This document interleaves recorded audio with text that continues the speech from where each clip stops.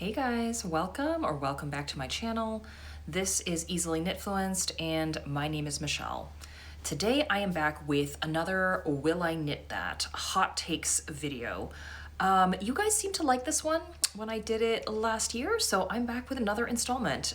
If you are not familiar, I have borrowed this hot takes idea from actually a beauty YouTuber who I followed for a long time. I'll link her channel down below. Her name's Louise Poston, and she does fashion, beauty, lifestyle hot takes. I think she is incredibly articulate, funny, just a really wonderful creator. So if you're into any of those things, definitely go check her out. But I have applied that idea to knitting patterns.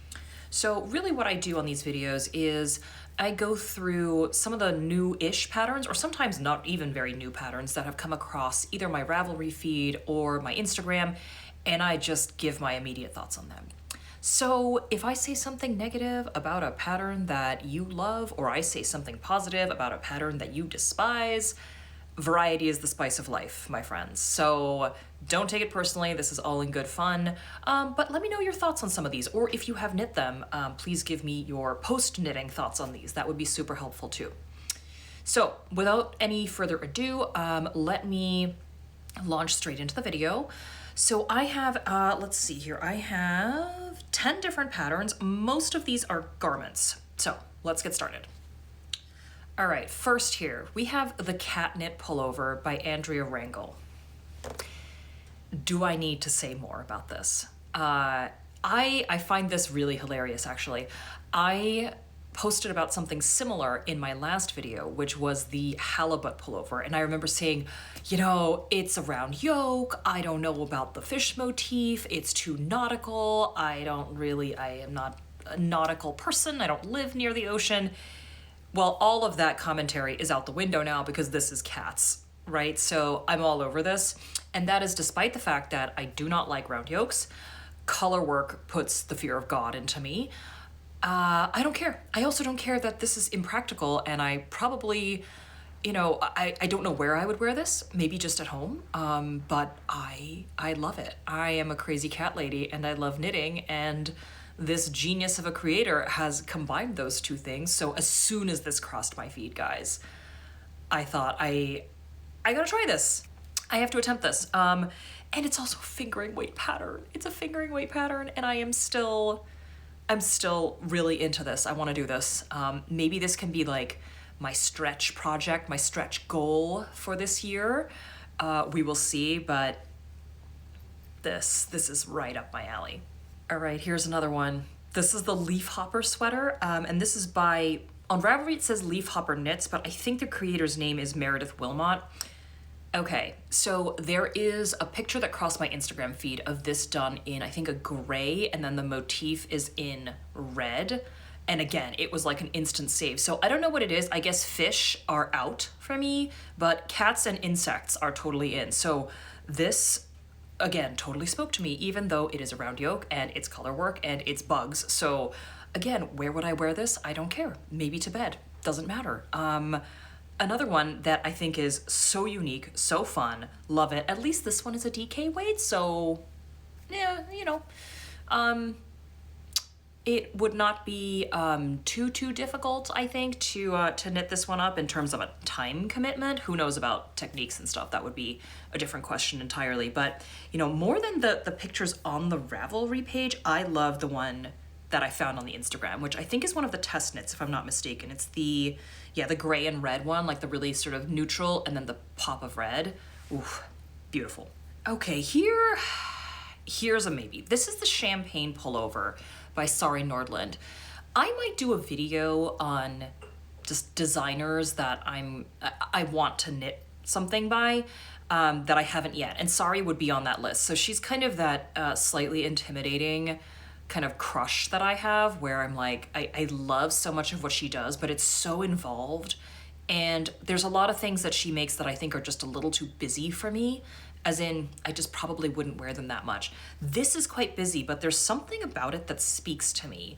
Now, I'm gonna put this as a maybe because it is a little see-through. So this is, I think it's it says it's a DK weight, but I think on the way she's knit this, it's very lacy, and so I don't think you could just wear it on its own. And I prefer not to wear things under my sweaters. I run quite hot. So especially if I'm inside, if I'm wearing a sweater and something underneath, it tends to just be sort of suffocating, quite honestly.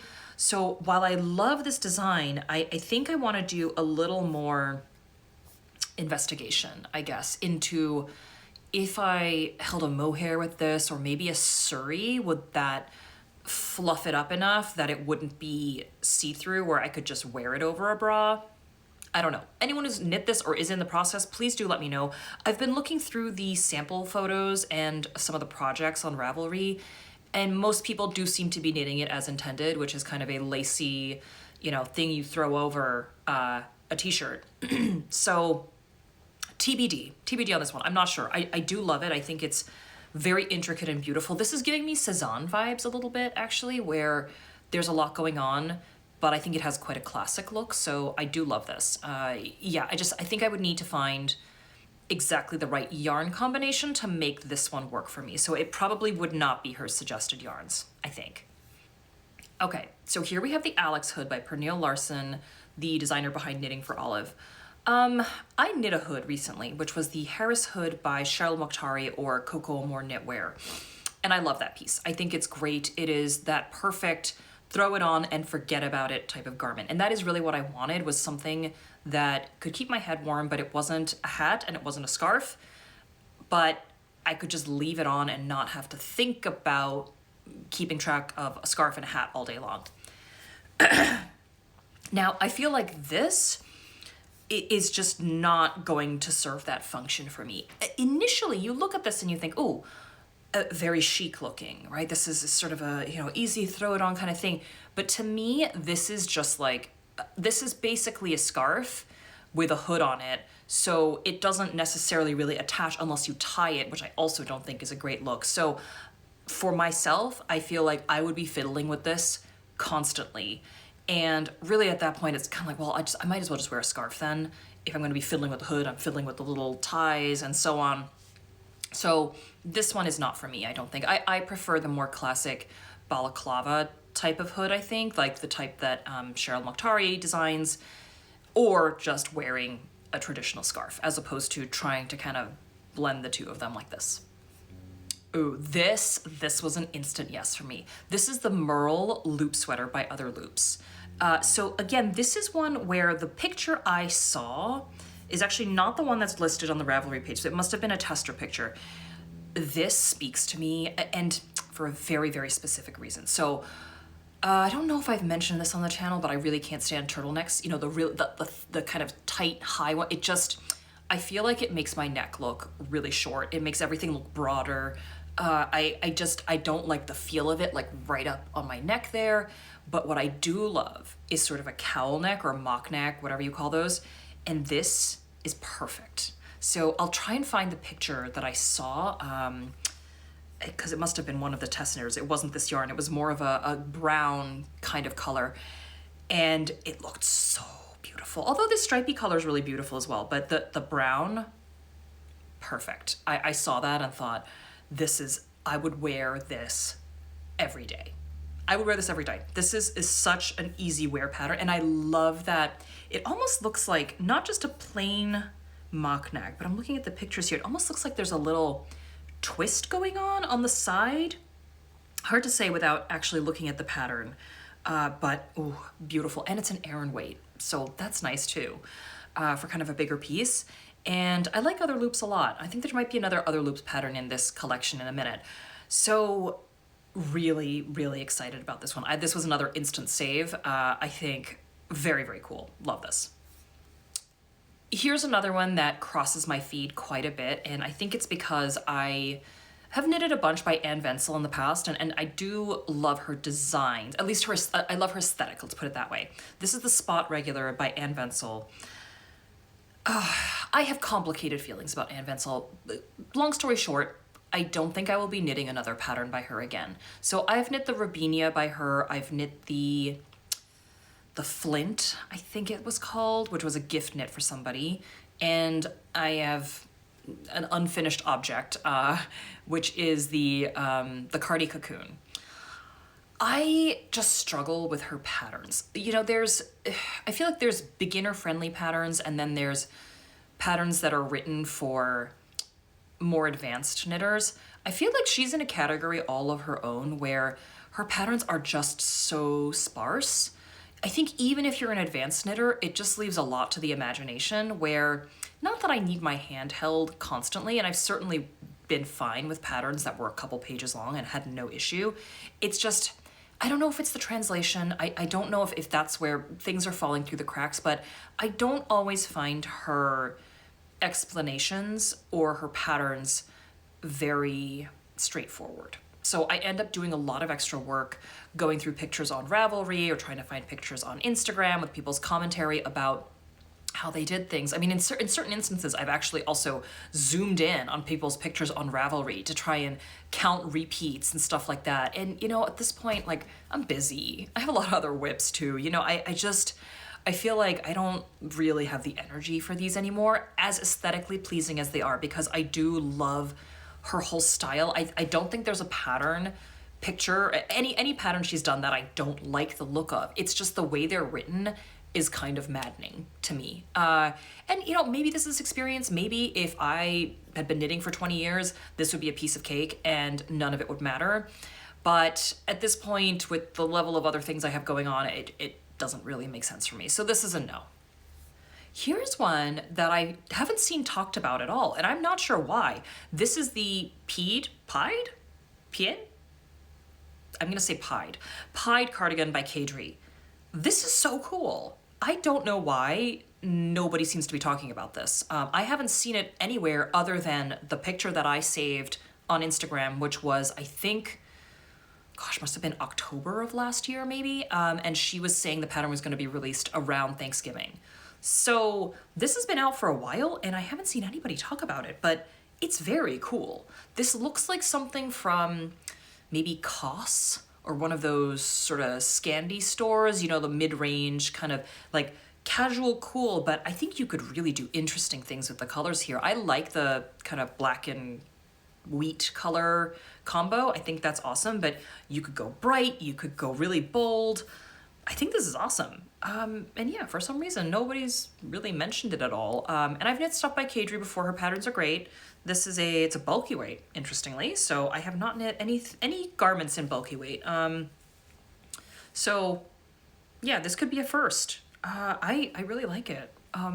Maybe I'm the only one. I don't know, because no one else seems to have mentioned it anywhere. But yeah, check this one out. I think it's super cool.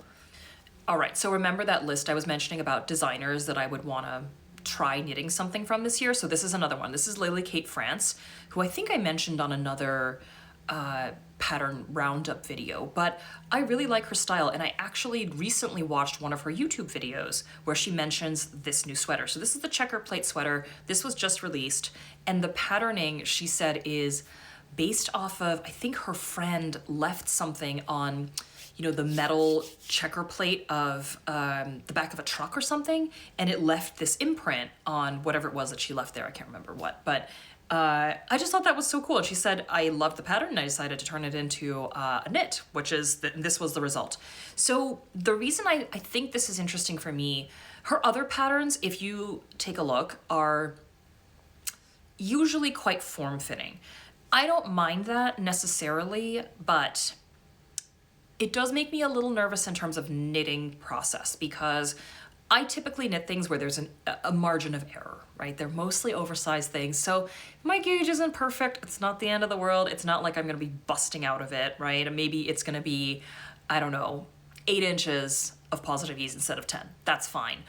Her stuff tends to be a little more form-fitting, and while I do really, really want to knit some stuff by her, that made me a little nervous. This feels like a good entry point because it's not a crazy, gigantic kind of oversized garment, but it does have some positive ease to it. And I feel like it might be a good entry point just to see what her pattern writing is like, what her style is like. And it's beautiful. I think it's very unique, very different looking. Yeah, you know, I think this is intriguing. It's a worsted weight pattern. I love the color she's done it in, but again, I feel like you could do some interesting stuff with this. So I think this is a tempting one. If I decide to knit something from her this year, this might be top of that list, unless she starts releasing more slightly more positive ease patterns, because the others are still a little bit intimidating to me. Okay, this is a no, unfortunately. This is the Live sweater by Moreca Knit. Now, you guys know I love Moreca Knit. I am knitting her Brunos vest right now, which I love. I think she's an incredibly talented designer in terms of the detailing and the construction of things, so I'm sure this sweater is no exception, but I just don't really understand this split V hem towards the front situation. Like, I have a problem with things that are neither one thing or the other. This looks like it could have been a tunic, but there's this cut in the middle, but it's also not quite a sweater. So I don't know how you would tuck this with it looking coherent, because do you tuck the flap in the front and you don't tuck there's a flap on the side? So how do you style this? I mean, I guess you style it the way she's sort of wearing it in the pictures, which is just on top of something. I just don't really understand the point of this kind of V cutout there. Styling choice. So yeah, not one for me. I think the rest of the sweater looks beautiful, so I guess you could always just knit it without that, but it seems kind of not really the point, right? So not one for me, unfortunately, in terms of her catalog. I do really love her, and I think she's incredibly talented, but not everyone's gonna have 100% hit rate ever, really. So no surprise there, but I look forward to seeing what else she does. This one is just a miss for me. And last but not least, we have the Tulip Loop V-neck, by Other Loops. This one is a no, and not because I don't think it's a beautiful pattern. I do think it's a beautiful pattern, and it's part of the whole Tulip Loop collection. If you look, she has a sweater, she has a V-neck, she has, I think does she have a collar? Maybe, I'm not sure. She has a whole collection of these. I don't want this one because I want to do the other one. I want to do the sweater, the crew neck one, because if you look at the details for that one, it has a V kind of detailing in the back, which this does not have. I think for obvious reasons. It's got a V in the front, so I think doing more in the back would be too much, but I'll see if I can find some pictures of the back of the crew neck one here. I loved that detail when I saw it, and I want to do that one instead. Look, I think this is beautiful. Gorgeous, but if I'm going to do one of these, and I probably don't want to do both, who knows? Maybe I will. I'll start with one, though. What I want to do is the crew neck one, because I think that one just drew me in so quick. And this one I sort of saw and thought, okay, it's a V-neck, but it doesn't have that back detailing that I thought was so interesting in the other one. So that's it, guys. I feel like I had a pretty good hit rate today. There are a lot of things that I think are kind of interesting versus my last video where I think I had a lot more no's, but there's a bunch of no's and a bunch of maybes here, I suppose. So, these are not all things that I would necessarily knit, but a lot of interesting stuff has crossed my feed as of late. So maybe the algorithm is just getting better at predicting what I will like cats and strange insects and, kind of geometric looking knits. So that's good. Maybe we'll see more of that. We'll see if the algorithm continues to improve. Maybe AI really is taking over even my hobby world of knitting. So we'll see. Either way, thank you guys so much for tuning in. If you have thoughts on these, or if you've knit them or you're about to knit them, please let me know. Let me know what yarns you are using. I'm very curious to hear.